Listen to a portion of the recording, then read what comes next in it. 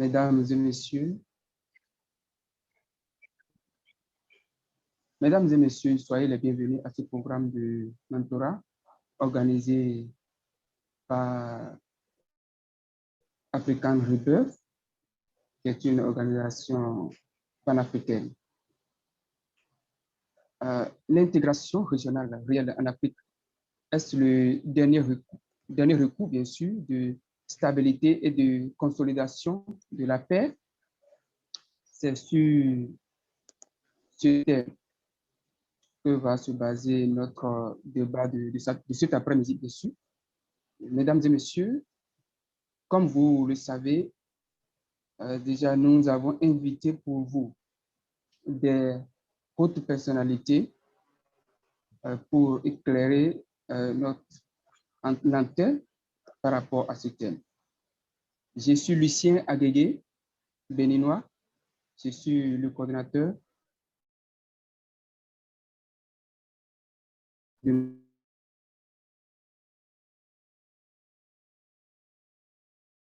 seul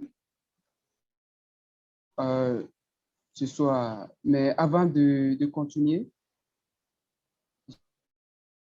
je voudrais inviter les uns et les autres à désactiver les micros afin de ne pas perturber la séance sous aucun prétexte, s'il vous plaît.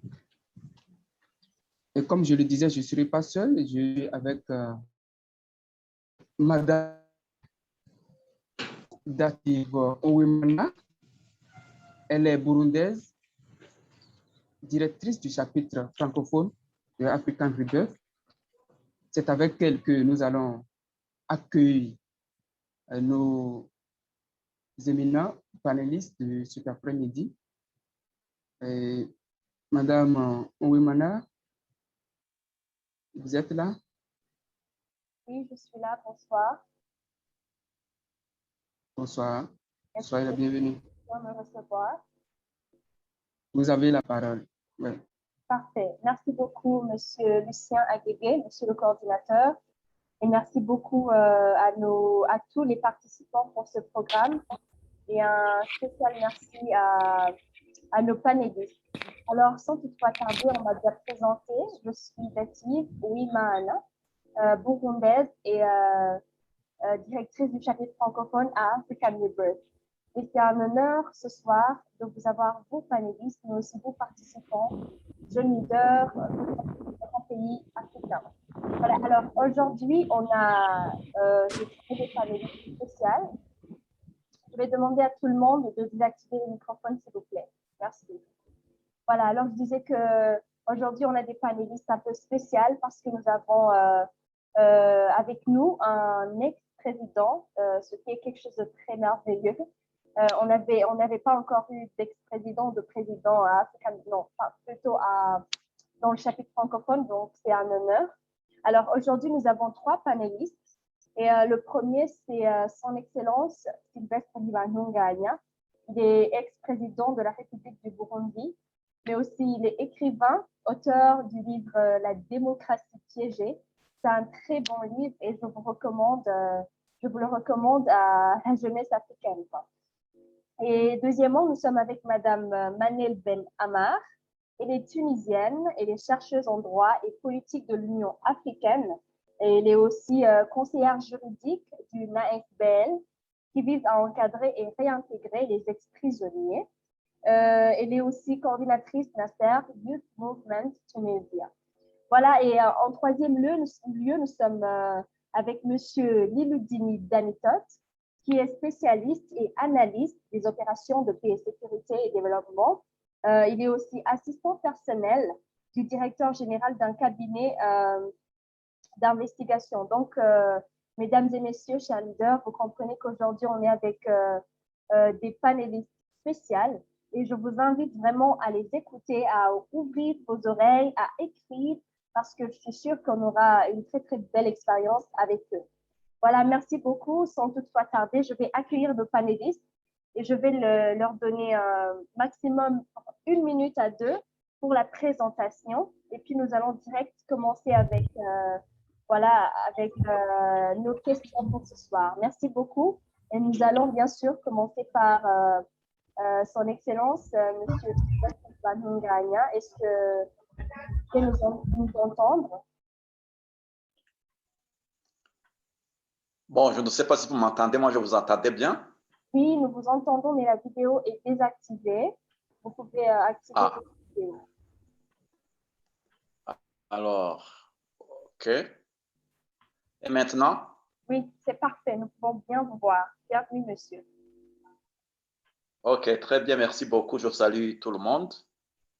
Et bien sûr, je remercie ceux qui ont pensé à moi pour participer à cette expérience. Je m'appelle donc Sylvestre Ntibantou Nganya. Bon, dans ma vie professionnelle, j'ai fait beaucoup plus de la politique qu'autre chose, mais j'ai aussi exercé dans les années 1984 et 1987 et les fonctions de journaliste.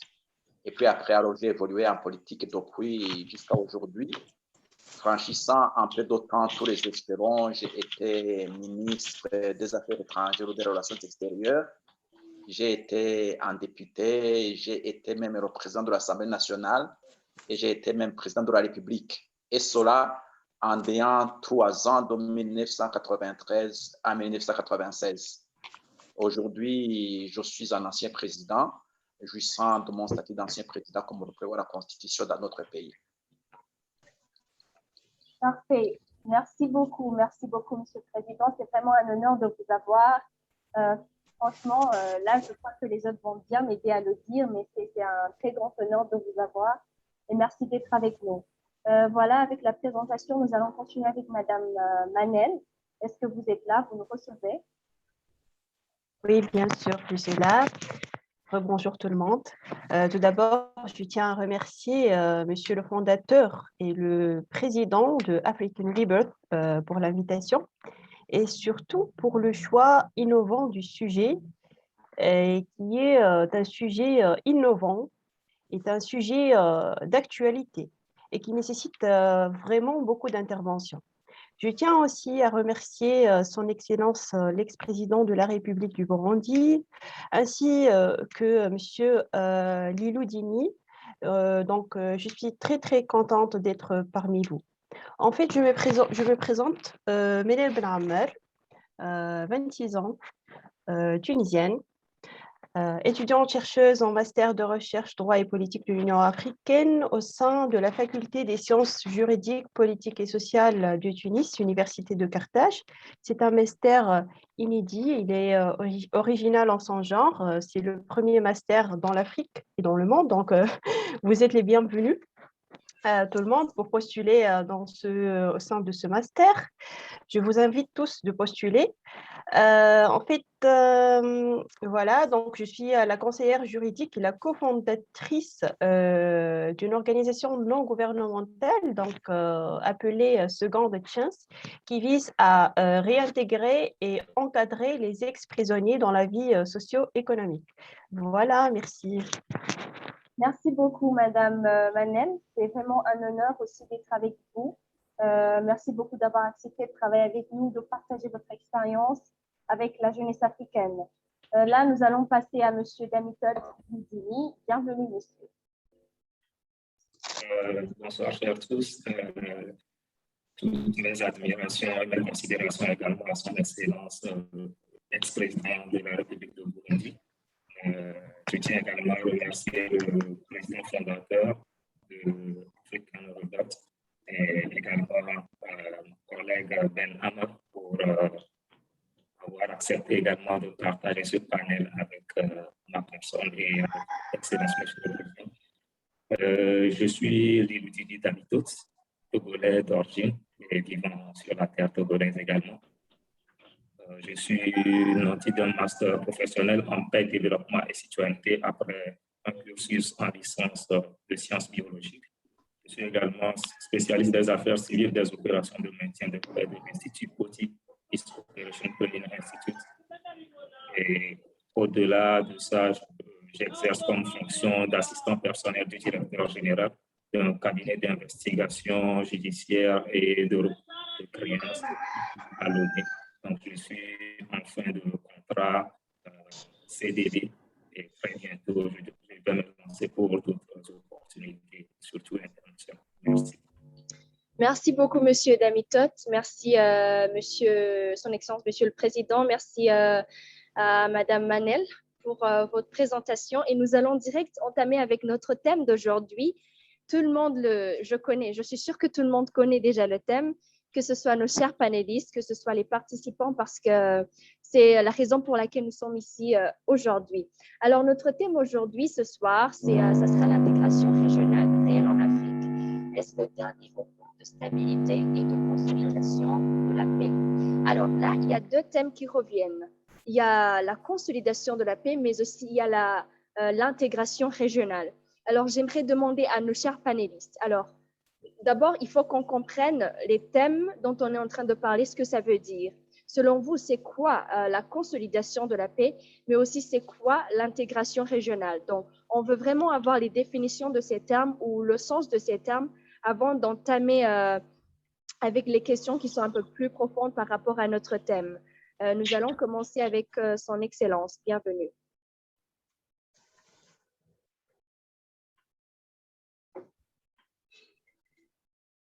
Allô, est-ce que vous me recevez?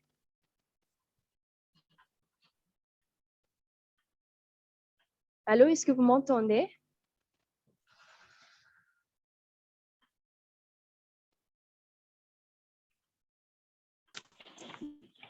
Allô? Oui, on vous entend. Ah, Oui, on d'accord. vous entend. Ah, ok, c'est peut-être Monsieur le Président qui a un souci peut-être de connexion. Mais en attendant qu'ils reviennent, ce sera la même question pour nos deux autres panélistes. Je crois qu'on peut commencer avec Monsieur... Pardon? Visiblement, la connexion est rétablie, mais elle était partie effectivement il y a quelques temps. Ah, d'accord. Est-ce que vous avez pu entendre ma question? Non. Ah, alors non, c'était... il y a deux thèmes qui reviennent. Il y a deux, mots qui reviennent dans notre thème. Et il s'agit de la consolidation de la paix et de l'intégration régionale. On aimerait d'abord comprendre c'est quoi ça, c'est quoi l'intégration régionale, c'est quoi la consolidation de la paix, avant d'entamer avec les questions qui sont un peu plus profondes par rapport à notre sujet. Donc, j'espère que maintenant, vous avez entendu ma question. Oui, oui, bien entendu. Ah, ok, d'accord. Vous pouvez commencer à répondre. Très bien. Ce sont des questions très larges. Et parce que la paix ne signifie pas, comme certains le pensent, absence de guerre. Non. Pardon, monsieur, La désolé de paix, vous c'est une couper. réalité beaucoup plus. Pouvez-vous activer votre vidéo, s'il Allô? vous plaît? Oui. Parfait. Allô? Merci. Oui. Ah. Allez-y, merci.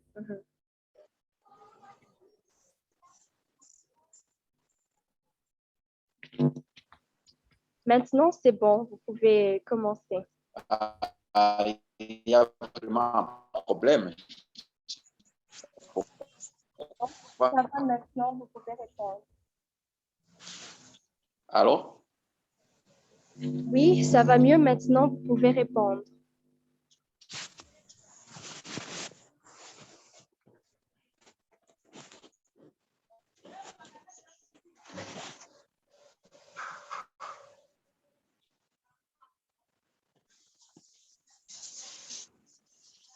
Allô? Oui, monsieur, nous vous entendons, vous pouvez répondre.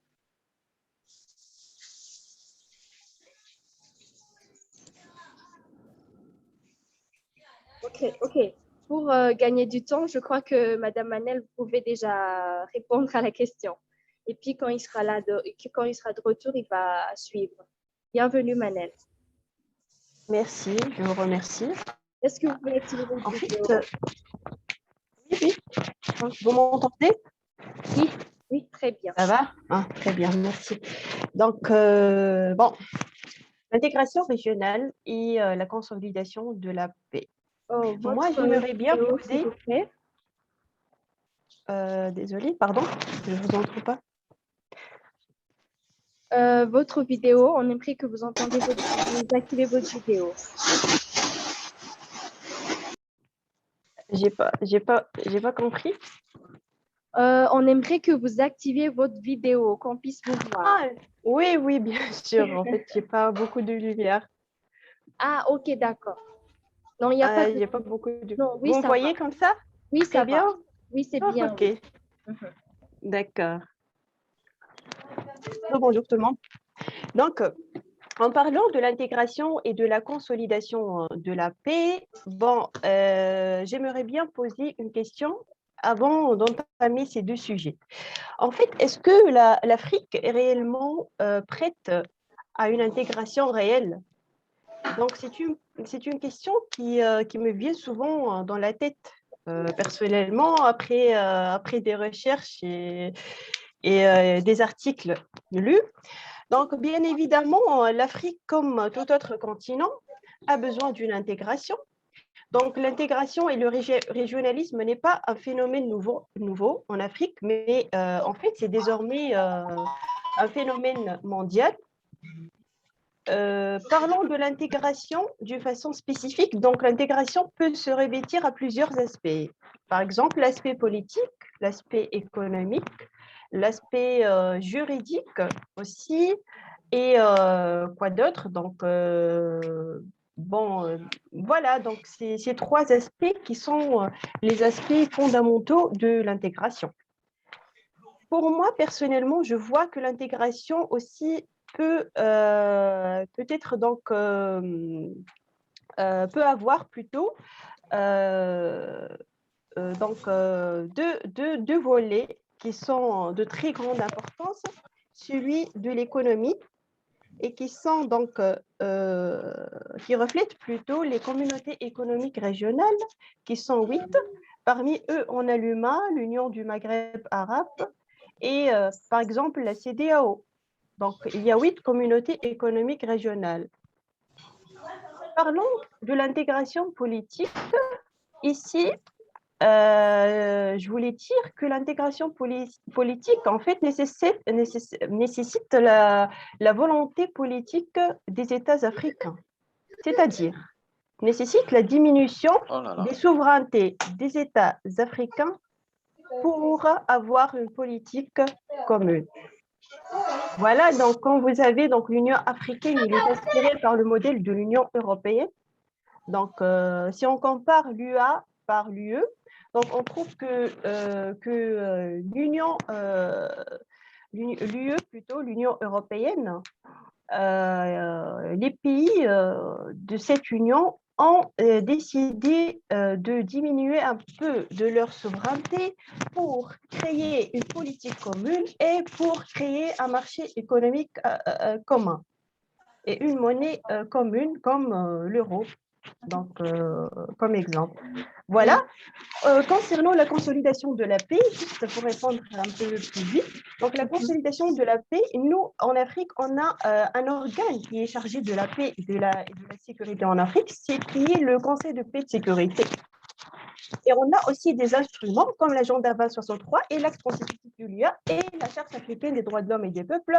Aussi, on a la commission qui recommande qui renvoie des recommandations à la Cour africaine des droits de l'homme et des peuples. Donc, tout ça, c'est en rapport avec la consolidation et la promotion de la paix et la sécurité en Afrique. Voilà. D'accord. Merci beaucoup, Madame Manel, pour votre réponse. Monsieur le Président, est-ce que vous êtes de retour? Oui, moi, je vous vois. Parfait. Vous pouvez alors, je ne sais pas si vous aviez compris la question, si vous aviez entendu la question. Oui, c'était la problématique de la paix, de l'intégration régionale. Oui, oui, oui, vous pouvez y aller et répondre. Merci. Bon, OK. Ce sont des questions très complexes, bien sûr. La paix, c'est une notion très vaste. Il y a absence de paix quand il y a la guerre, par exemple, mais il peut également y avoir absence de paix quand il y a absence de justice dans la vie, soit au sein d'une communauté, soit au sein de groupes. Concernant l'intégration régionale, je dirais que c'est une réalité, en tout cas au niveau de l'Afrique, et que nous vivons pratiquement depuis l'indépendance. Je ne sais pas si vous m'entendez. Oui, oui, très bien. Oui, depuis l'indépendance. Et il y a eu, bien sûr, des évolutions qui ont montré en maintes reprises les problèmes qui doivent être maîtrisés pour pouvoir favoriser une bonne intégration, une intégration qui soit bénéfique. Parce que quand on parle d'intégration, il y a évidemment des intérêts qui sont en jeu, des intérêts au niveau national, des intérêts au niveau des partenaires qui sont intéressés. Et il faut savoir les concilier. Mais des fois aussi, l'intégration dans une région peut être confrontée à des problèmes d'autre nature, allant même au-delà de la région concernée, d'autant plus que le monde d'aujourd'hui est pratiquement devenu un village où les intérêts s'interpénètrent et se confrontent régulièrement. On peut donner des exemples ici dans notre région où on a assisté à des expériences d'intégration régionale qui n'ont pas pu avancer.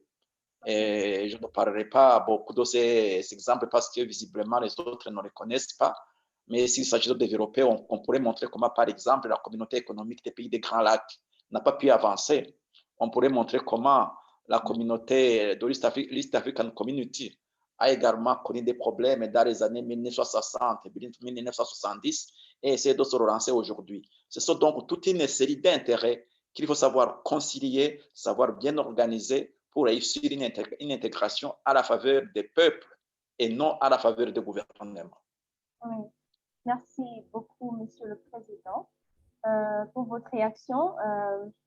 Voilà, donc j'espère que la jeunesse, vous êtes en train de, voilà, puisqu'on est encore en train d'introduire, j'espère que vous êtes en train de comprendre par rapport à la notion de paix et de, voilà, la notion de paix et d'intégration régionale. Alors, bienvenue, Monsieur Damitot, pour répondre aussi à la question. Merci bien. Tout d'abord, à mon niveau, quand on parle beaucoup plus, j'espère que vous me saisissez bien. Oui, oui, oui. Bien. Quand on parle d'intégration, ça a beaucoup plus trait à l'aspect économique aujourd'hui en Afrique, puisqu'on a besoin d'échanges et ces échanges sont beaucoup plus liés aux matières premières et également à la libre circulation des personnes et des biens.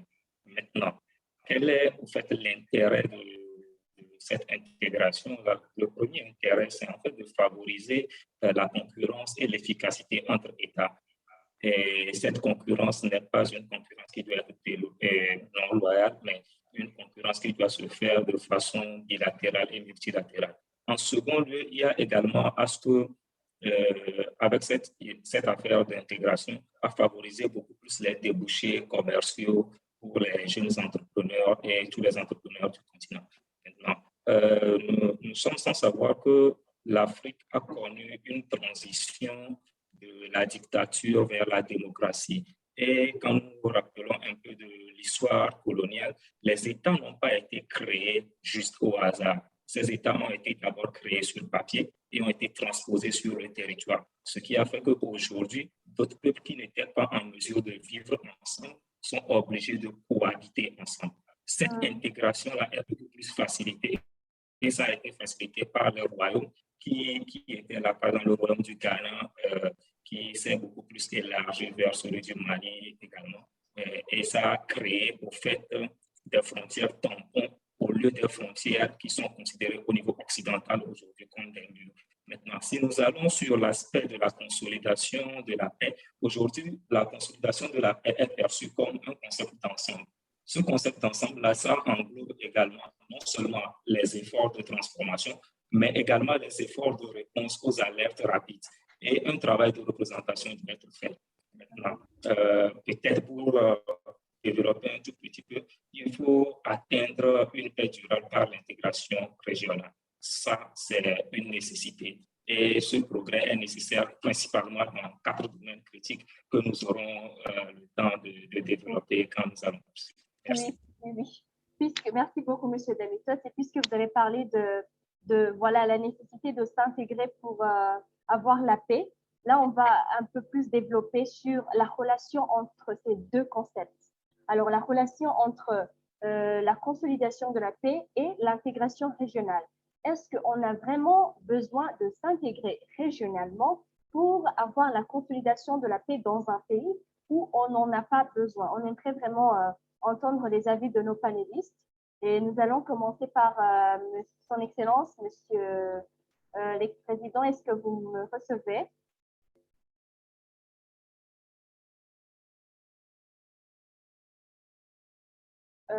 Vous êtes là, monsieur?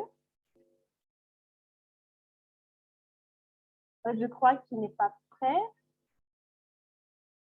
Voilà, nous allons commencer par, voilà, monsieur Damitot, puisque vous étiez en train de parler de ça, parlez-nous un peu de ça. Est-ce que c'est nécessaire de s'intégrer pour arriver à la consolidation de la paix ou on peut même avoir la paix sans s'intégrer? Quelle est l'importance de l'intégration dans la consolidation de la paix? Bienvenue, monsieur Damitot. Activez votre microphone. Merci bien. L'intégration est primordiale aujourd'hui en Afrique. Prenons tout simplement un exemple du corridor Abidjan à Lagos, en Afrique de l'Ouest. Aujourd'hui, pour quitter Abidjan pour Lagos, il faut se taper au moins 10 à 15 jours avant d'arriver au Nigeria. Ce qui veut dire qu'aujourd'hui, si nous arrivons à créer ce pont-là qui lie ces pays côtiers, ça facilite au fait l'intégration et la libre circulation des biens également. Au-delà de ça, je parlais d'une paix durable qui est atteinte à travers l'intégration régionale. Et cette paix-là est un progrès et c'est nécessaire parce qu'il faut allier 4 domaines qui sont critiques. Le premier domaine, c'est tout d'abord de rétablir la capacité des États à assurer la sécurité et maintenir l'ordre public. Au-delà de ça, parce qu'aujourd'hui, nous sommes sans savoir que nos États sont confrontés au terrorisme et également confrontés à des coups d'État qui sortent de nulle part. En second lieu, il faut également renforcer la règle de droit et le respect des droits de l'homme. Cela est aussi important que nous puissions relever. En troisième lieu, il faut soutenir également, comment je pourrais le dire, il faut soutenir l'émergence d'institutions politiques légitimes et des processus participatifs. Parce que si les gens ne sont pas, quand il n'y a pas une participation de façon sous-régionale ou bien régionale, tout va tomber à l'eau parce que nous ne sommes pas sur la même longueur d'onde. Aujourd'hui, ce problème se pose au niveau de la CEDEAO où bon nombre d'États sont confrontés au fait à des coups d'État. Je reviens toujours sur ces coups d'État parce que la légitimité de ces institutions commence par baisser et bon nombre de la jeunesse ne se sentent plus dans cette communauté. En quatrième position, il faut également promouvoir une reprise et un développement économique et social, y compris le retour et la réinstallation en toute sécurité des personnes déplacées, des réfugiés. Je pense également que Mme Ben Amar aura beaucoup plus à parler de ça. Aujourd'hui, l'intégration, nous ne pouvons pas parler d'intégration sans parler d'une consolidation de paix. Les deux vont de pair. Les deux vont de pair. Donc, je pense que je vais plutôt donner la parole peut-être à d'autres personnes de pouvoir intervenir. J'aurai d'autres. Voilà, merci beaucoup, M. Damitot. Donc, selon vous, l'intégration de la paix et l'intégration régionale et la consolidation de la paix vont de pair. Merci beaucoup. Madame Manel, vous pouvez aussi répondre. Bienvenue. Merci. Personnellement, j'aimerais répondre sur la question sur deux parties. La première partie, ce sera pour l'aspect théorique. La deuxième partie, c'est pour l'aspect pratique. Parce que selon ma propre vision, je vois que ce qui existe dans la théorie, ce n'est pas le cas pour la pratique. Donc, ce qui existe virtuellement dans les instruments juridiques et dans les papiers, ce n'est pas le même ce qui existe réellement sur terrain. Et donc, la première partie, c'est pour l'aspect théorique de l'intégration régionale en Afrique en rapport avec la consolidation de la paix. Et ici, je vais bien sûr entamer les deux instruments fondamentaux que je trouve. C'est celui de l'agenda 2063 qui elle-même vise des objectifs précis, comme pour une Afrique prospère, unifiée et intégrée, aussi donc pour une Afrique qui est en fait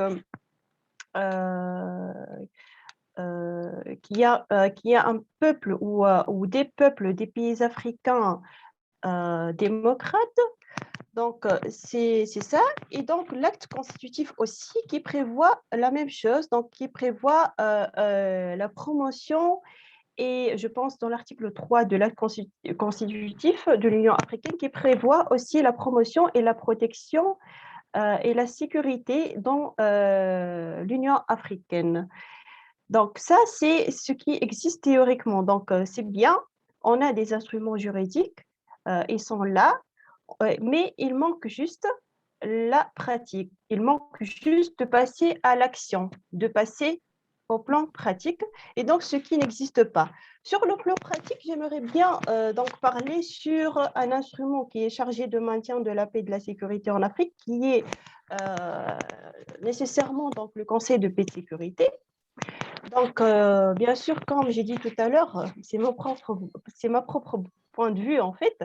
Je pense que le Conseil de paix et de sécurité, c'est bien, il est bien structuré, il est bien encadré, mais il manque toujours donc, la volonté réelle, la volonté politique réelle pour passer à l'action, c'est-à-dire pour mettre en œuvre donc, ces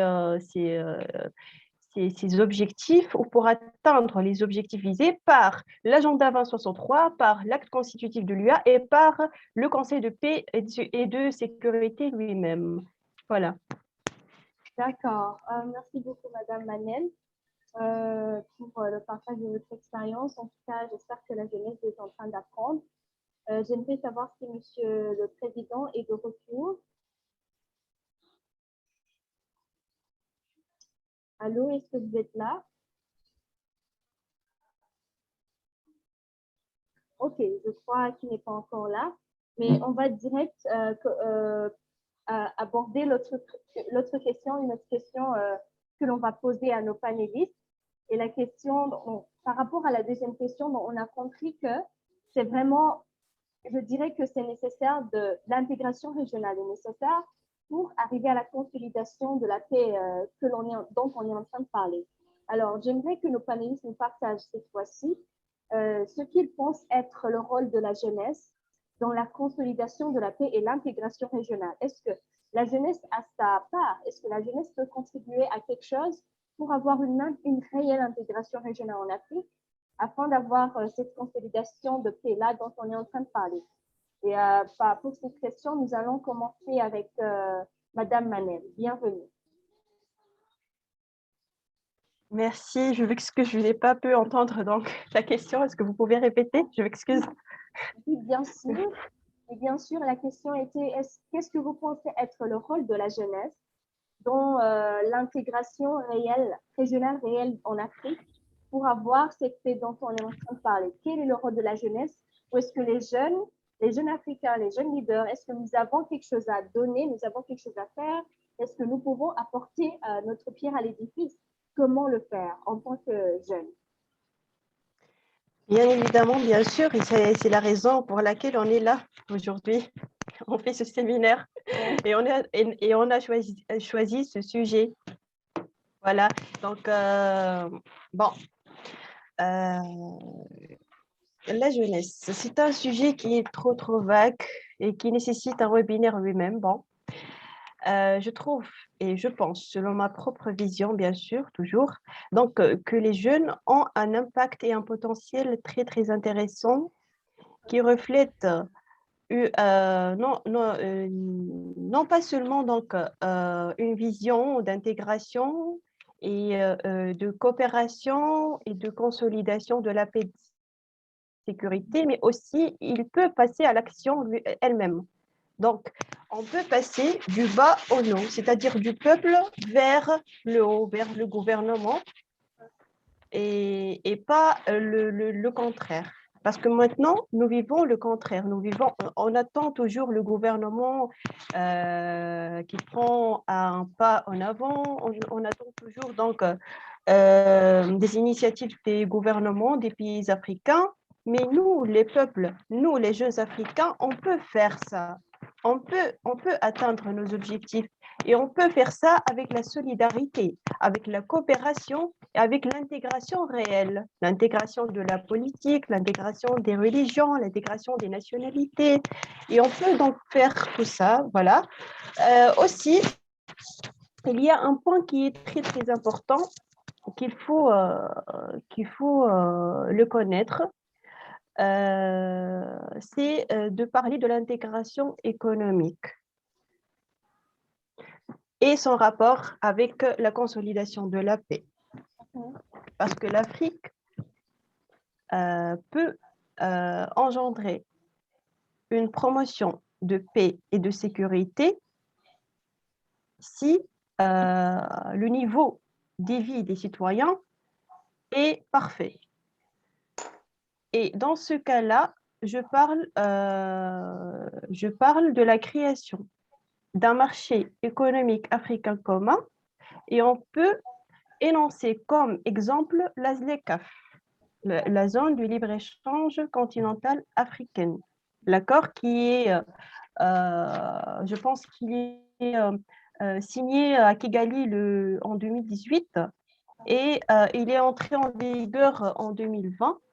Donc, cet accord vise à créer un marché économique africain commun et donc d'éliminer les barrières et les frontières et donc une intégration, plutôt une coopération avant l'intégration et donc une intégration. Donc, cette intégration peut engendrer la consolidation de la paix et de la sécurité en Afrique. Voilà. Merci.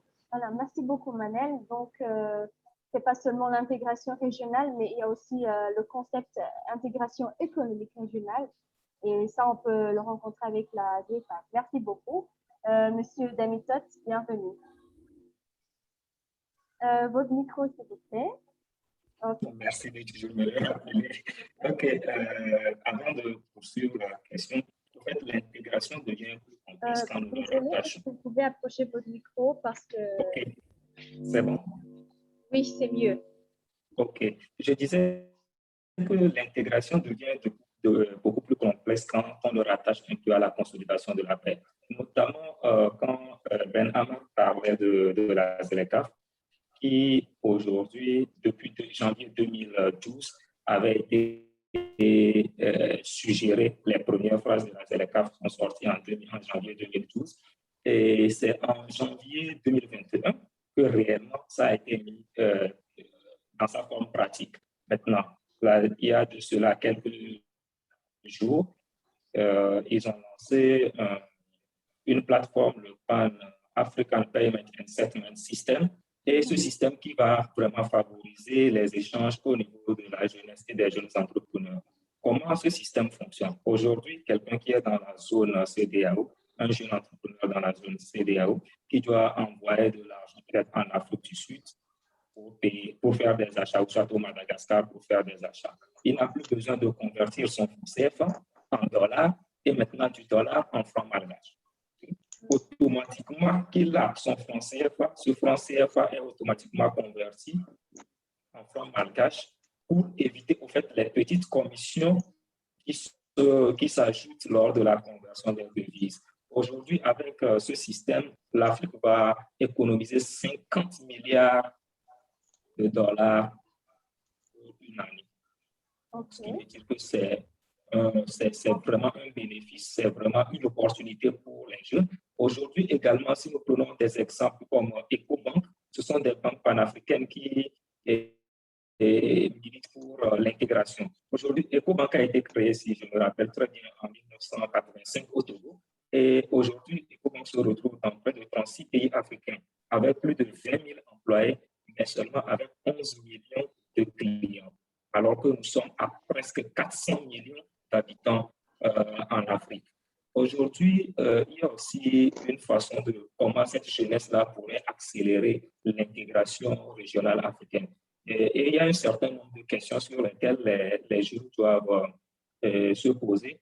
D'abord, c'est comment éviter la guerre de la quatrième génération. Cette guerre de quatrième génération dont nous parlons, ce sont des guerres par population où des États n'interviennent pas directement sur le territoire, mais ils financent des groupes armés, ils financent des partis qui interviennent beaucoup plus sur le terrain.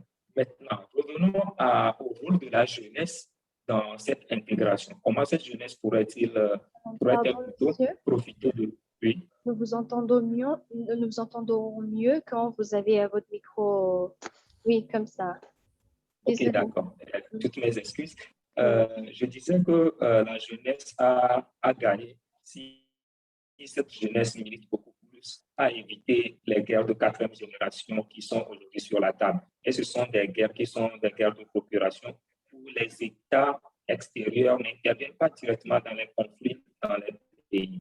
Comme si nous prenons par exemple le Burkina, il y a des États qui interviennent dans le pays, mais pas de façon militaire, parce qu'il faut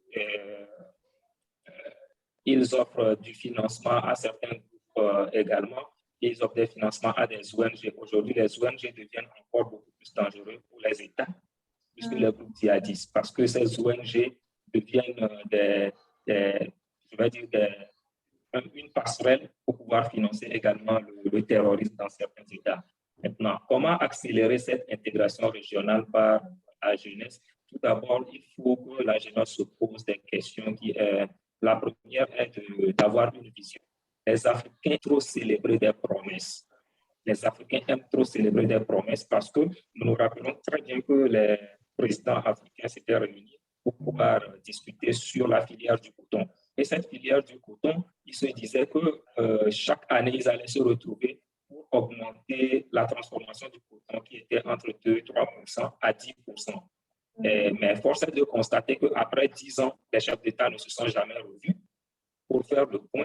Et aujourd'hui, la transformation du coton n'atteint même pas toujours les 5%.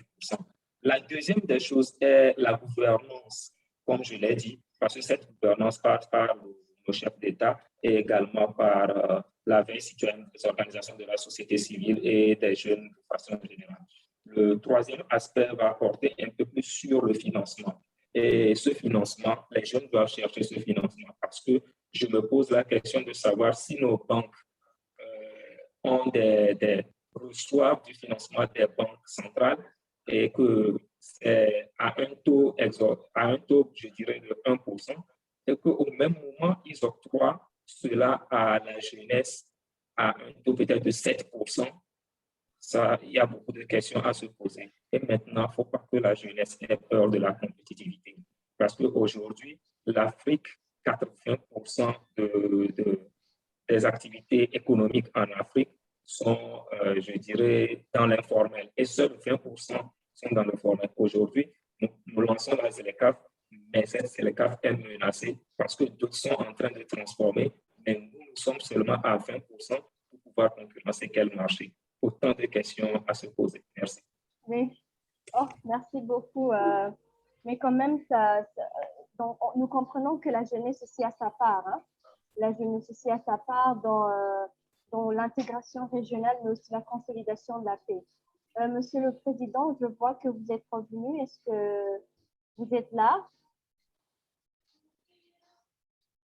Si je ne me suis pas trompée, on dirait que je vous avais vu dans la réunion.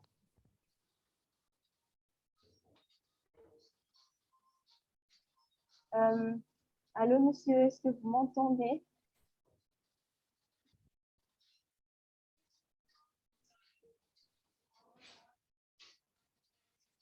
Allô?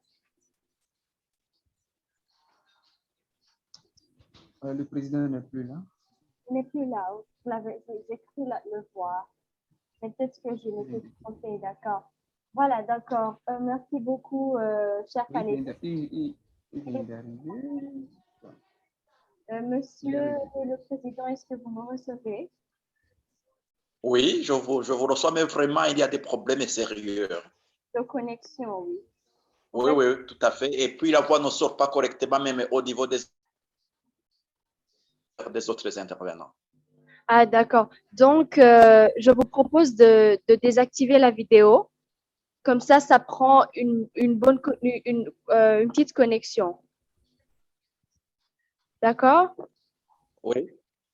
Je vous propose de désactiver votre vidéo, comme ça vous prend une petite connexion. Comme Bon, ça. mais maintenant, je vous reçois plus ou moins bien maintenant. OK, d'accord. Donc, Oui. il y a deux questions qui se Je ne sont sais pas posées. si vous m'entendez. Oui, nous vous entendons très bien. OK? Alors, il y a deux questions qui se sont posées lorsque vous n'étiez pas là. Et la première question, c'était un peu Il y a de... encore interférence. OK, là, je crois alors qu'il y a un souci de Alors, connexion. posez votre question et puis je vais essayer d'y répondre. OK, d'accord. Donc, c'était de parler de la relation entre l'intégration régionale et la consolidation de la paix. Si c'est nécessaire de s'intégrer régionalement pour avoir En la tout cas, paix. moi, je vous reçois juste après. Pardon? Ah.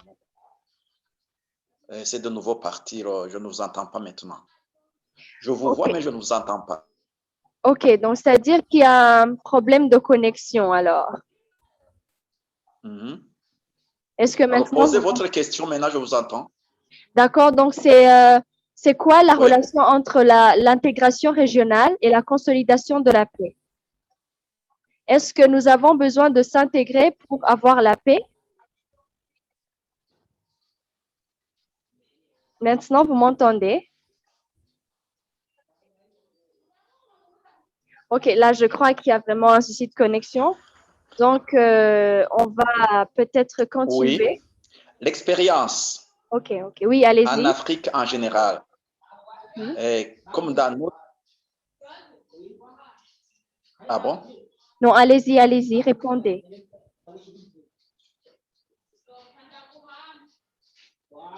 Moi, je vous entends maintenant. Même s'il y a un peu de difficulté, je vous entends maintenant et je vous vois. Voilà, nous vous entendons bien, vous pouvez répondre.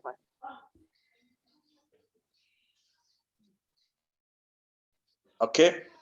Je disais donc qu'en fait, en Afrique en général, comme dans la sous-région où je suis par exemple, nous avons vu que la problématique de la paix influe beaucoup sur l'intégration régionale. Quand des pays, par exemple, ont des incompréhensions, des différends entre eux, des fois, cela interfère de manière négative sur la dynamique de l'intégration. En même temps qu'il faut comprendre que quand il y a une structure intégrée, elle peut aider également à régler les différends entre les pays. Oui. Il y a donc là tout un tas de mécanismes qu'il faut pouvoir savoir bien régler ensemble pour bien avancer. Il s'est montré qu'il y a également un problème de leadership.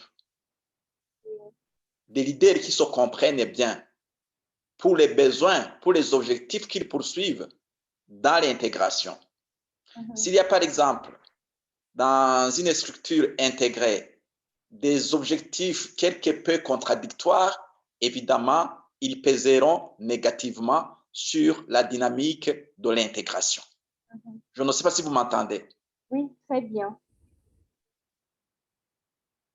Bon, alors, moi je pense que tout cela dépend donc de ceux qui sont engagés, comment ils conçoivent l'intégration, comment ils s'organisent pour, bien sûr, la promouvoir et surtout comment ils pensent à des mécanismes de règlement d'éventuels différends pour ne pas compromettre justement l'intégration recherchée. Dans tous les cas, et on peut maintenant parler, je vais en profiter, donner vos jeunes un temps. Il faut avoir confiance dans votre continent, dans notre continent. C'était même ça la question qui va suivre, le rôle de la Nous allons jeunesse. voir dans les prochaines décennies. Oui, c'était alors, comme exactement justement, ça. je peux avoir des points de Allez-y. connexion, je peux aider directement. Oui. Alors, moi, quand je vois l'Afrique aujourd'hui, je la compare à ce qu'était la Chine de voici un demi-siècle. Et je me souviens de quelqu'un qui écrivait à l'époque que quand la Chine se réveillera, le monde tremblera. Et ça fait maintenant plus d'une trentaine d'années que la Chine s'est réveillée. Et on voit la Chine présente dans l'organisation et le fonctionnement du monde. Oui. Je pense qu'il va en être de même pour l'Afrique dans les prochaines décennies. L'Afrique qui aura, d'ailleurs, pourrais-je dire, une série d'avantages, notamment au vu des ressources naturelles dont elle dispose, mais également de la dynamique de sa population. Et là où il faut insister, c'est sur le rôle que les jeunes générations aujourd'hui doivent se préparer à jouer ou doivent jouer dès maintenant pour justement se préparer à cette perspective. C'est très important. C'est très important parce que, comme je l'ai dit dans ma petite introduction, demain, l'Afrique va être un centre de convergence des intérêts du monde. Et il faut s'organiser en conséquence, bien sûr, à partir des organisations intégrées qui existent maintenant. Vous voyez qu'il y en a beaucoup. Il y a la SADC en Afrique australe, il y a l'East African Community ici dans nos pays, et il y a la CEDEAO au niveau de l'Afrique de l'Ouest. Je pense qu'au niveau de l'Union africaine, il faudrait penser à des stratégies qui donnent de la vigueur à ces organisations, bien sûr, partant de confiance que les gestionnaires des États doivent pouvoir créer entre eux et les populations et les peuples concernés. Et là, l'Afrique se sera préparée convenablement à cette évolution que moi, en tout cas, je vois qu'elle va s'imposer dans les décennies à venir. Oui. D'accord. Merci beaucoup, monsieur. Donc, la jeunesse a un grand rôle à jouer dans voilà, cette intégration régionale. Alors, quelles sont les actions selon vous, quelles sont les actions qui doivent être vraiment menées par la jeunesse actuelle pour arriver à cette intégration-là que l'on veut ou à cette consolidation de la paix qu'on veut? Quelles sont les actions concrètement que la jeunesse peut prendre? Vous savez, pour qu'une intégration marche bien, il faut qu'il y ait un tissu de confiance entre ceux qui organisent et gèrent l'État et les peuples. Les peuples étant entendus au niveau de toutes leurs composantes. Le fort d'un leader, c'est de pouvoir gérer les contradictions dans le souci de servir l'intérêt général et non l'intérêt de groupe, de ceci ou de celui-ci. Et là, c'est un défi. C'est un défi, par exemple, ici au Burundi, chez nous, où les jeunes que vous êtes doivent savoir se libérer de ce qui a constitué des entraves pour le développement du Burundi hier. S'en libérer.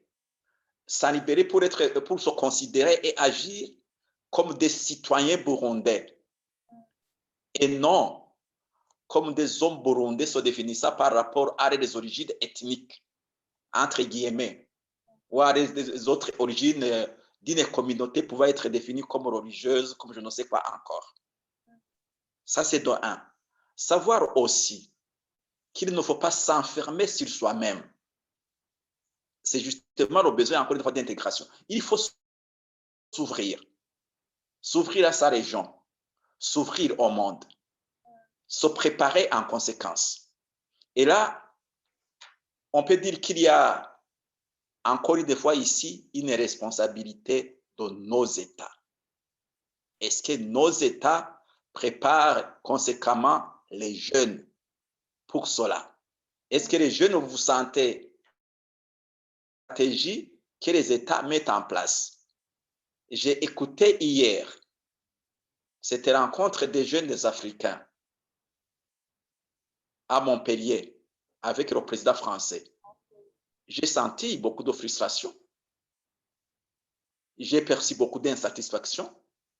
Ça veut dire que quelque part, il faut également que les jeunes aident à réinventer en fait la gouvernance africaine pour qu'elle soit orientée vers ses besoins d'intégration, pour qu'elle soit davantage orientée vers cette perspective qui s'annonce d'une Afrique qui va être la concentration des intérêts du monde dans les décennies à venir.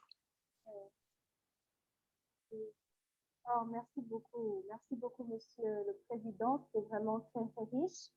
Et j'espère que la jeunesse, vous êtes en train de beaucoup apprendre. Il a bien dit que dans les années à venir, l'Afrique sera le centre de convergence d'intérêts du monde. Donc, ça sera à nous de travailler très, très dur, de se démarquer, de se libérer, comme il vient de le dire, pour voilà, pouvoir avoir cette Afrique que l'on veut vraiment. Merci beaucoup, Monsieur le Président. Merci beaucoup, nos chers panélistes. Alors maintenant, avant de finir, il est temps de prendre les questions des participants. C'est sûr, après avoir suivi les interventions de nos différents panélistes, vous avez quelques questions. Nous, les participants, donc il est temps de poser vos questions et vous savez comment on le fait. C'est-à-dire que vous allez lever votre main. Oui.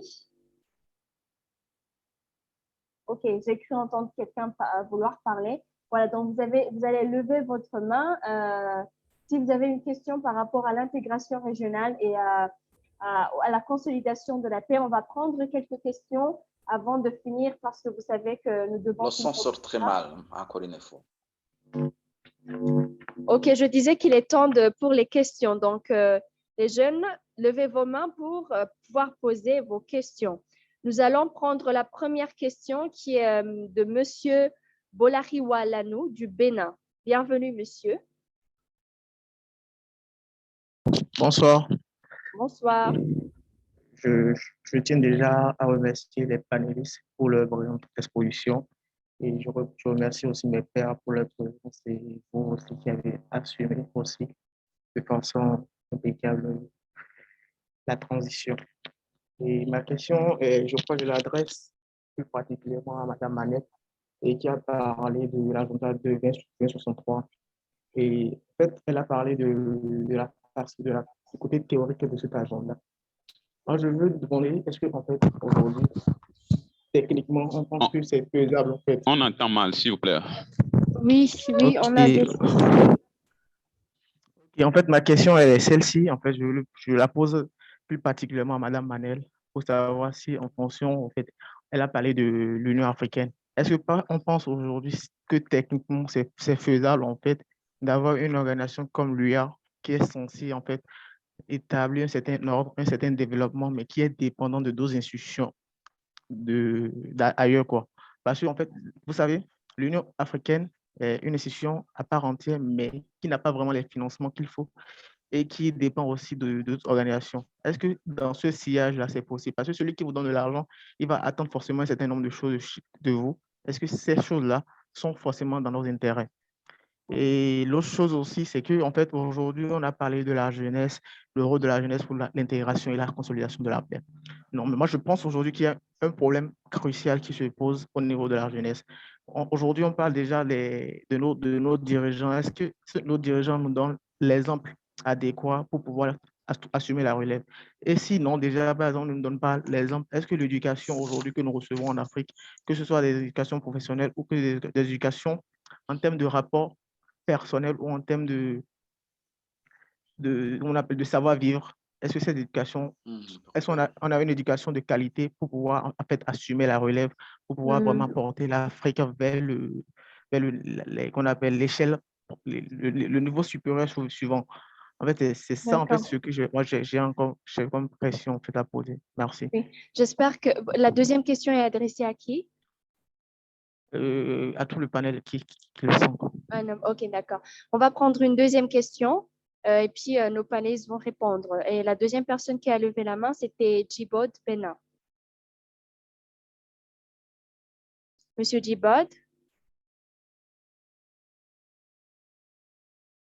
Monsieur Djibod, ok, bienvenue. Oui, bonsoir à tout le monde. Moi, j'aimerais poser la question de savoir la gestion, l'intégration et la gestion des crises internes. les coups d'État par les institutions régionales, telle qu'elle est actuellement? Est-ce que ça peut conduire notre continent ou bien ça peut conduire notre sous-région vers le développement? Je voudrais aussi que le monsieur du Togo nous rappelle la plateforme, le nom de la plateforme dont il avait parlé pour les entrepreneurs, les jeunes entrepreneurs africains. OK. Merci. Merci beaucoup, Djibod. Madame Manel, je crois que la première question vous était adressée. Est-ce que vous êtes là? Oui, oui, oui, bien évidemment. Donc, je remercie le monsieur qui m'a posé la question. Ce sont des questions très, très importantes, en fait, et pertinentes. En fait, je le remercie. Donc, parlons... oui, enchanté. D'accord, donc enchanté. Parlons donc du financement. Vous avez parlé du financement. Est-ce que c'est faisable avec ce financement? Vous parlez venant de l'extérieur, c'est ça? Donc voilà, c'est la question que je cherche depuis longtemps. Et c'est l'occasion d'en parler en fait. Le financement du LUA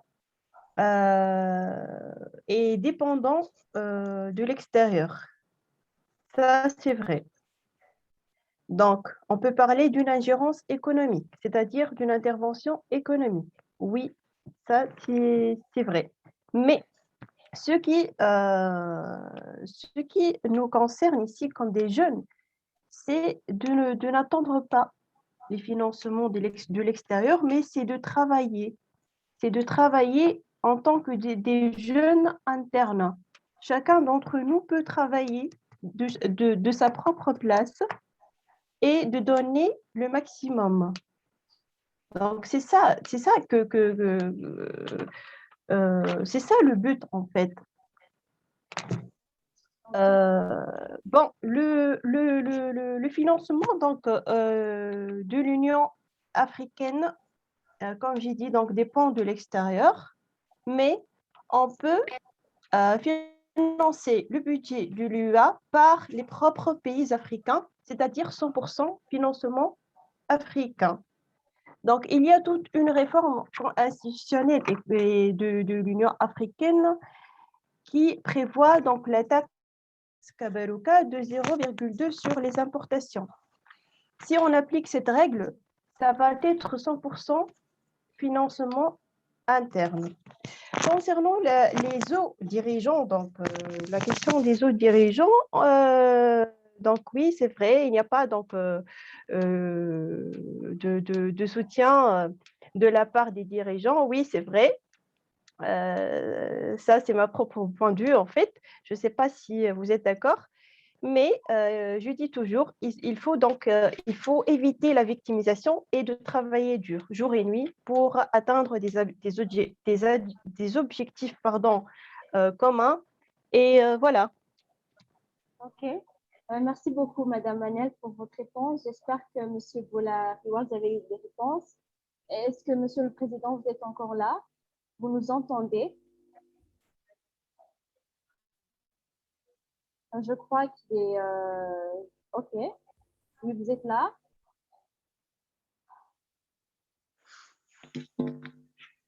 Monsieur le Président, est-ce que vous êtes là? Vous nous entendez? Oui, je vous entends. Oui, est-ce que vous avez entendu une des questions qui ont été posées par nos participants? Non, là, c'était coupé quand ces questions étaient posées. Ah, d'accord. Donc, on va donner peut-être l'opportunité à l'autre panéliste qui a entendu pour répondre.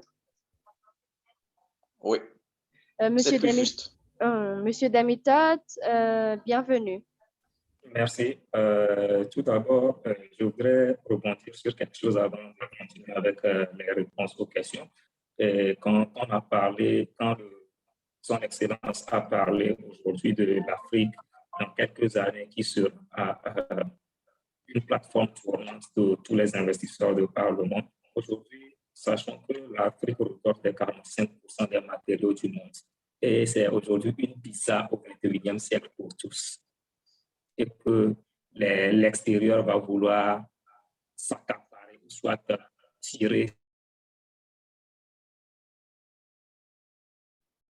Nous vous avons perdu.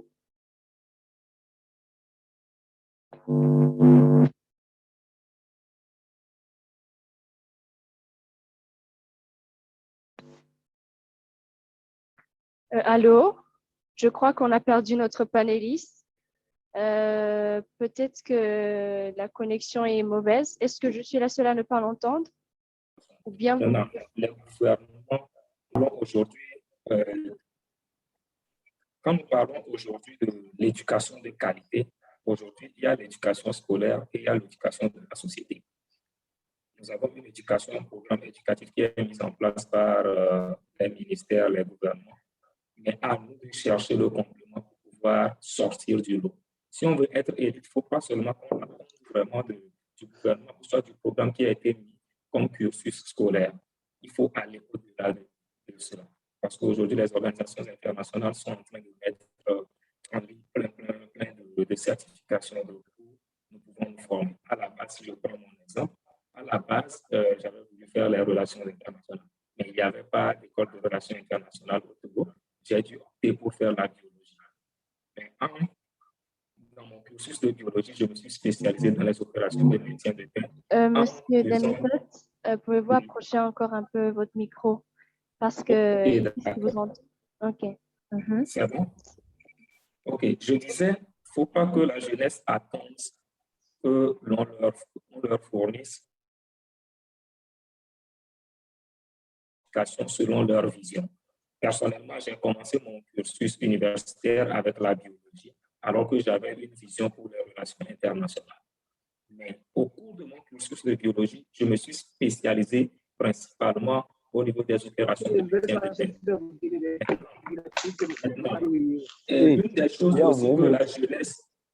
L'une des choses aussi que la jeunesse doit comprendre, c'est que quand vous êtes jeune entrepreneur, que vous voulez réussir, vous n'allez pas vouloir tout faire. Prenons un exemple tout simple.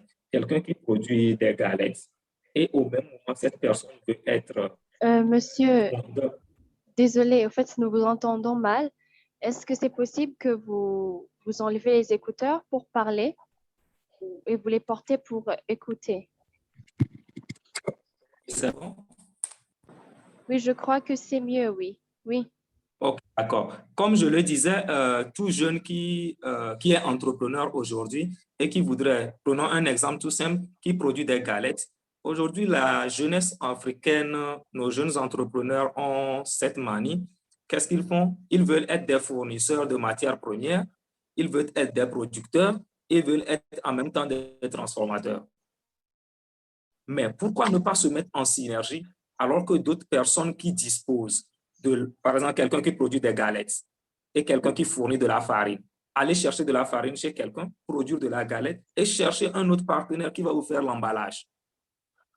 Et au-delà de ça, quelqu'un d'autre qui sera chargé de faire la distribution pour vous. Mais on veut vraiment se rendre riche d'un jour au lendemain au lieu de se mettre ensemble. Maintenant, nous avons parlé également, il y a la seconde question, quand on m'a parlé de la plateforme. Au fait, ce n'est pas une plateforme pour la ZLECAf, mais je disais qu'un programme a été lancé qui est le Pan-African Payment and Settlement System. Ce programme-là, vous pouvez le taper sur Google, chercher le nouveau programme lancé par la ZLECAf, vous allez avoir les informations. Maintenant, la deuxième question qui concerne principalement la gestion des crises en Afrique.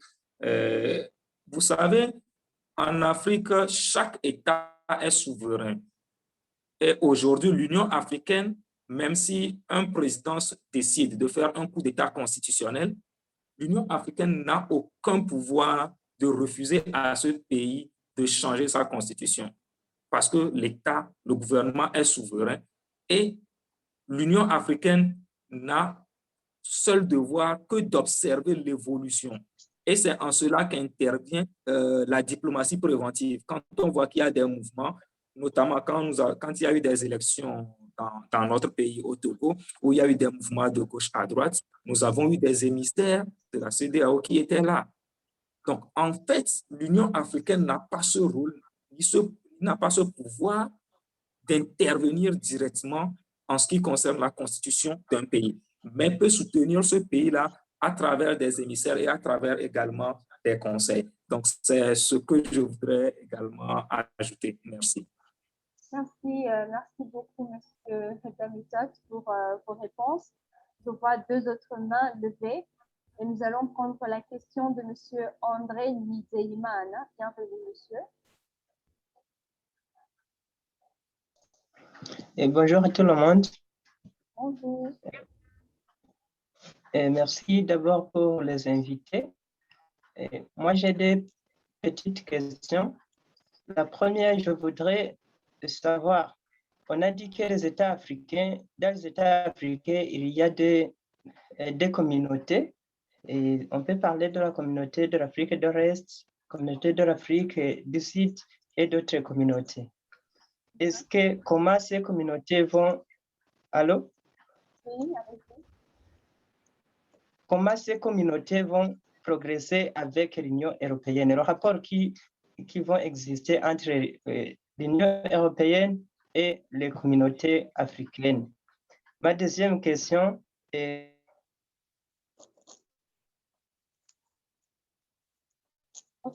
Allô? Allô? Je crois qu'il est parti, donc nous aurons reçu sa première question. Il y a quelqu'un d'autre qui avait levé la main. André, vous êtes revenu. Allô? Oui, allez-y, Allô? votre deuxième question. Oui, je disais que pour la deuxième question, que l'ex-président Ivan Gagna a parlé que malgré les efforts fournis par les communautés de l'Afrique, ils n'ont pas pu progresser jusqu'à maintenant. Je voudrais savoir quels sont les blocages qui ont fait que ces communautés ne progressent pas. Merci. D'accord, merci beaucoup, monsieur André. J'ai vu quelqu'un d'autre qui avait levé la main. Est-ce que...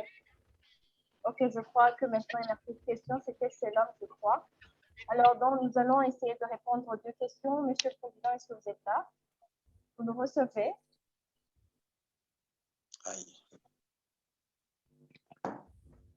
Vous nous recevez?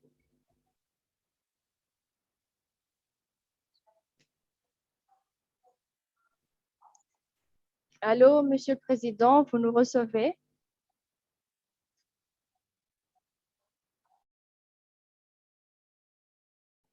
Ok, je crois qu'il nous entend mal. On peut déjà y aller avec la première question.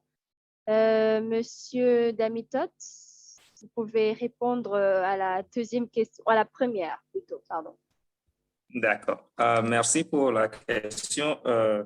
Au fait, les relations entre les communautés, entre l'Union européenne et les régions africaines, aujourd'hui, il faut qu'on puisse savoir une chose également. Chaque pays collabore avec l'Union européenne. Parce qu'aujourd'hui, ce n'est plus une question au niveau de l'Europe de collaborer uniquement avec un État comme l'Italie, la Grande-Bretagne, la France. Mais ils se sont réunis où ils ont créé l'Union européenne qui est installée dans différents pays. Et on a en plus des ambassades des différents pays, des consulats. On collabore également avec l'Union européenne. Maintenant, à chaque région, en fonction de sa vision et en fonction des nécessités, doit pouvoir collaborer parce que ça dépend de chaque région. Si nous prenons le cas de mon pays où le Togo est beaucoup plus tourné vers tout ce qui est sécurité dans la sous-région, aujourd'hui qui est une priorité pour le gouvernement togolais. Donc, au gouvernement de savoir quel partenaire il doit avoir sur tel projet. Donc, ça dépend également de la vision de la CEDEAO et des différentes régions pour pouvoir tisser ce genre de partenariat et intervenir. Au-delà de ça, il y a la seconde question qui concernait le blocage de la non-progression des États africains. Aujourd'hui, c'est une réalité. Tout a commencé, au fait, par la mort ou bien l'assassination, on peut le dire, de Muammar Kadhafi, qui avait pour vision de créer le fonds, si je me rappelle un peu, c'était le fonds monétaire africain. Et ce fonds monétaire lui a coûté la vie. parce qu'on voulait créer une monnaie unique pour l'Afrique. Mais au-delà de ça, aujourd'hui, nous nous disons que l'Afrique est un continent en voie de développement. Depuis près de 60 ans, nous sommes toujours en voie. Nous ne sommes pas encore en développement. Nous sommes en voie de développement et il faut que ce discours change. Au-delà de ça, il y a cette jeunesse-là qui pense beaucoup plus à... il y a quelque chose qu'on nous enseigne à l'école. Nous avons les patrimoines qui sont un peu laissés par nos colonies, nos ex-colonies. Qu'est-ce qu'on nous enseigne au fait à l'université ou au collège? On nous dit tel bâtiment ou bien tel monument a été construit par les Allemands, a été construit par les Français. Mais évidemment, ce discours doit changer. Cette statue a été construite par le peuple africain, mais sous la directive des Allemands. Mais il faut que ce discours-là change au niveau de l'éducation. Il faut que les bons mots soient trouvés pour que la jeunesse puisse évoluer. Il ne faut plus que la jeunesse reste dans un même discours de ce que d'autres ont écrit, mais que les mots qui soient employés soient des mots justes et qui peuvent nous aider à sortir de tout cela. Maintenant, au départ, il y avait 3 choses qui étaient mises en place. Au niveau de l'Union africaine, au temps de Muammar Kadhafi, il y avait la banque d'investissement qui se retrouvait en Libye, il y avait la Banque centrale d'investissement qui se retrouvait à Abuja et il y avait le Fonds monétaire international à Yaoundé. Mais aujourd'hui, qu'est-ce qu'on peut remarquer en cela? Pourquoi le Fonds monétaire africain n'a-t-il pas réussi? C'est parce que si ça réussissait, où allons-nous laisser la Banque mondiale qui était sous une dénomination de la Banque internationale pour la reconstruction et le développement? L'Afrique n'est même pas encore développée et on va reconstruire quoi? Mais il faut qu'on se pose autant de questions et qu'on se dise qu'il y a ces blocages-là parce que nos chefs d'État, excusez-moi, nos chefs d'État et de gouvernement ont aussi, je vais dire, cette diplomatie-là d'avoir peur de perdre leur pouvoir au sein de leur pays, qu'ils sont obligés parfois de s'allier parce que nous n'allons pas à des tables de négociation d'égal à égal, des gens qui mettent sur la table du financement. Mais au départ, il faut que nous sachions qu'aucune civilisation n'a sorti une autre civilisation d'un pétrin.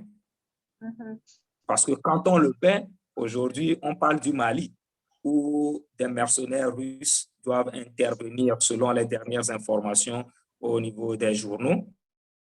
Mais si ces Russes interviennent, ce n'est pas parce qu'ils sont des Pères Noël qu'ils veulent intervenir. Ils vont tirer profit de quelque chose. Mais quel héritage ils vont laisser? Ils vont laisser d'autres problèmes. Ce qui veut dire qu'il y a autant de questions que la jeunesse doit se poser, les organisations de la société civile doivent se poser et travailler en cela. Il y a un changement de mentalité qui doit être fait. Nous n'appelons pas à la révolte, mais nous appelons aujourd'hui à une intégration composée de 3 choses. La première, c'est une intégration sur les barrières des frontières qui sont au niveau étatique. La seconde des choses est ce que nous appelons une intégration à travers l'éducation. Et la troisième, un leadership concernant tout ce qui englobe l'intégration. Je vous remercie. Merci beaucoup, Monsieur Damitot. C'est vraiment très, très riche. Et j'espère que je ne suis pas la seule à apprendre. Voilà. Donc, Monsieur le Président, est-ce que vous êtes de retour? Je vous avais dit.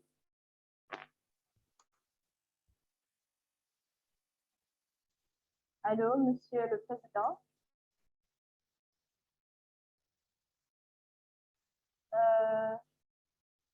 Je crois qu'il faut activer votre micro.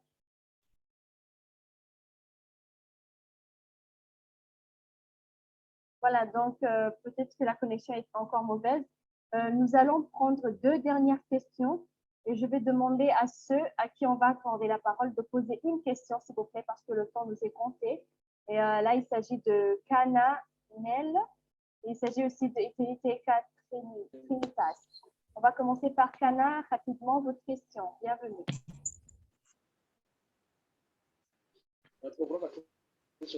Oui, bonsoir à tout le monde. J'avais une question à l'endroit du Monsieur le Président, mais apparemment, il n'est pas là. Je crois que je vais diriger cette question-là. OK, aux autres membres du panel. Alors, Monsieur le Président parlait tout à l'heure, il disait que l'Afrique sera le centre de convergence d'intérêts du monde. Alors, sachant que l'Afrique, nous savons tous ensemble que l'Afrique, c'est la zone de consommation. En Afrique, on envoie tous les produits, par exemple, à la consommation. Et pour cela, on a créé la ZLECAf, qui est la zone de libre-échange continentale.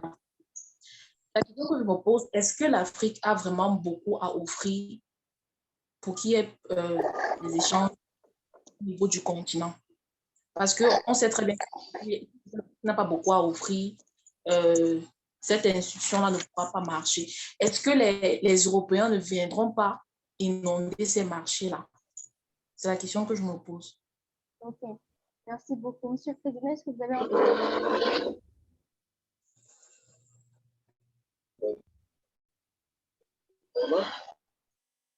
Oui, allô? Oui, est-ce que vous avez entendu la question?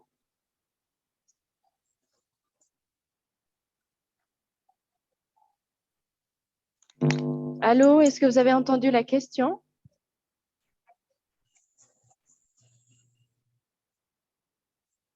OK, je crois que...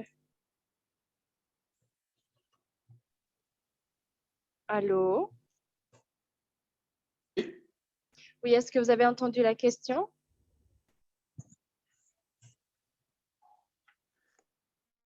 Si vous parlez à moi, je vois qu'il y a des questions qui m'ont été posées. Oui, deux. Et auxquelles je peux répondre très rapidement. D'accord, allez-y, merci.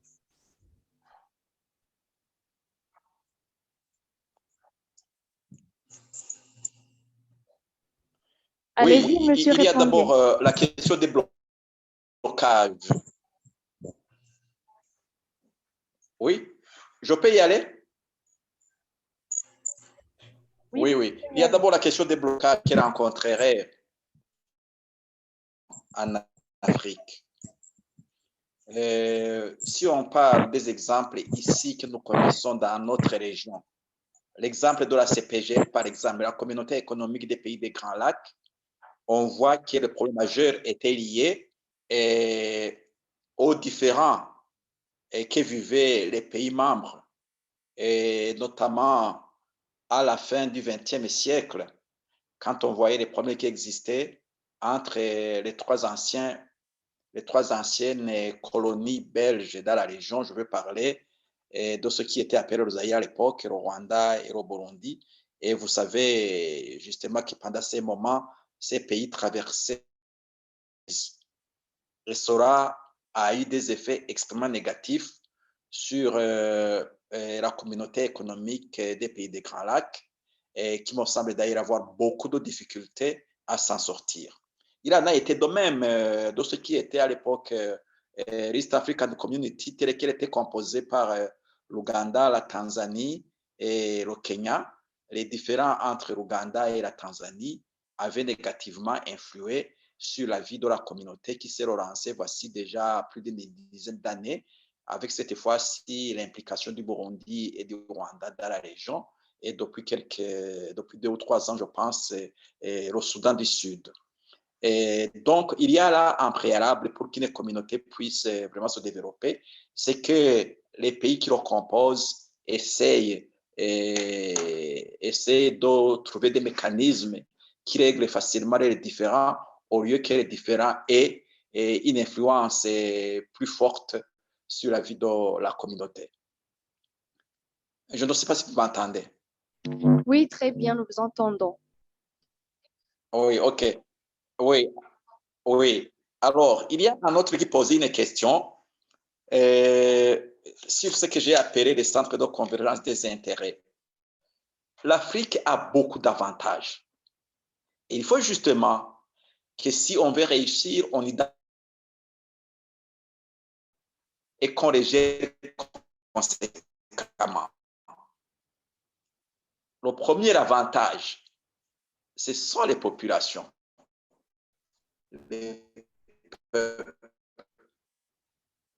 L'Afrique aura une population de par 2 milliards et les autres continents sont en train de se développer. L'Afrique aura une population dynamique. Deuxièmement, l'Afrique jouit de beaucoup de ressources naturelles. Je pense qu'il y a très peu de concurrents au niveau du monde sur ce plan-là et des ressources naturelles très diversifiées. Prenez par exemple le cas de notre voisin ici, la République démocratique du Congo, qu'on a qualifié depuis des années de scandale géologique. Mais le problème qu'il y a en Afrique, c'est la force de nos États pour pouvoir justement rentabiliser ces atouts en notre faveur. Avec notamment la volonté et les capacités de gérer nos relations et avec les pays qui nous ont colonisés et qui ont gardé beaucoup d'influence liée également à nous. La problématique est aujourd'hui en cours au Mali, entre la France et le Mali, en est une épreuve, en est une attestation. C'est pourquoi, encore une fois, je reviens au rôle du leadership pour percevoir tout cela et s'organiser en conséquence. C'est pourquoi j'insiste beaucoup sur vous les jeunes, parce que si je prends le cas encore une fois du Burundi, du Rwanda, de la RDC, vous les jeunes de nos pays qui ont depuis la vingtaine jusqu'à une quarantaine d'années, c'est vraiment une génération, pourrais-je dire, qui est vierge par rapport aux crises que cette région a traversées et qui donc devrait s'engager sans complexe dans l'édification d'une Afrique répondant à cette perspective dont j'ai parlé. Je persiste encore une fois à dire que demain, l'Afrique va voir concentrer sur elle plutôt, beaucoup d'attention. Même dès maintenant. Ce n'est pas pour rien qu'on est en train de parler, par exemple, de ces problèmes en Centrafrique, au Mali, hier en Algérie, et où on voit les anciennes puissances coloniales inquiètes, par exemple, de la présence de groupes pro-russes, par exemple. C'est pour vous dire qu'il y a cette convergence vers l'Afrique parce que tout le monde sait que demain, c'est là où vont se développer en fait les différents intérêts que les uns et les autres poursuivent, notamment au niveau économique, au niveau commercial. D'accord. OK, merci beaucoup. Donc, à Cana, c'est-à-dire que oui, l'Afrique a beaucoup à offrir, mais aussi ça dépend du leadership. Si nous n'allons pas permettre à ces gens-là de nous envahir, mais plutôt de venir chercher tout ce dont ils ont besoin en Afrique, parce que nous avons beaucoup à offrir. Ben voilà, je crois que ça sera tout avec les questions. J'avais promis qu'on allait prendre les dernières questions et les gens qui avaient levé la main, on a donné la parole. C'est-à-dire que les autres, vous allez nous excuser, vous avez levé la main un peu en retard. Alors, ça sera tout pour aujourd'hui. Je vous remercie. Mais avant de finir, je vais demander à nos chers panélistes de donner un dernier mot à la jeunesse. Donc, quel est le mot que vous pouvez laisser à cette jeunesse-là dont a